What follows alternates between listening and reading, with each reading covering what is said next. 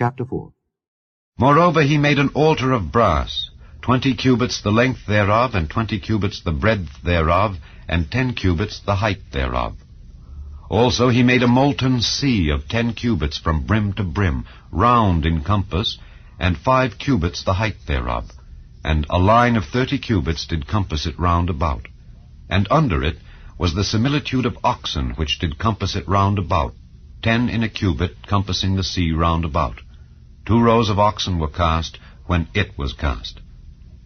It stood upon 12 oxen, 3 looking toward the north, and 3 looking toward the west, and 3 looking toward the south, and 3 looking toward the east. And the sea was set above upon them, and all their hinder parts were inward. And the thickness of it was an handbreadth, and the brim of it like the work of the brim of a cup, with flowers of lilies. And it received and held 3,000 baths. He made also 10 lavers, and put 5 on the right hand and 5 on the left, to wash in them. Such things as they offered for the burnt offering they washed in them, but the sea was for the priests to wash in.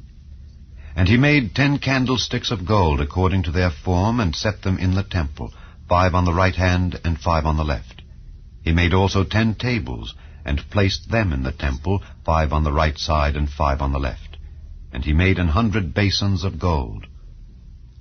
Furthermore, he made the court of the priests, and the great court, and doors for the court, and overlaid the doors of them with brass.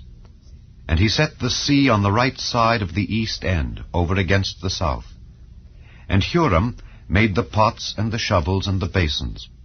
And Huram finished the work that he was to make for King Solomon for the house of God, to wit, the 2 pillars, and the pommels and the chapiters which were on the top of the 2 pillars, and the 2 wreaths to cover the 2 pommels of the chapiters which were on the top of the pillars, and 400 pomegranates on the 2 wreaths, 2 rows of pomegranates on each wreath, to cover the 2 pommels of the chapiters which were upon the pillars. He made also bases, and lavers made he upon the bases. 1 sea, and 12 oxen under it. The pots also, and the shovels, and the flesh hooks, and all their instruments did Huram his father make to King Solomon for the house of the Lord of bright brass.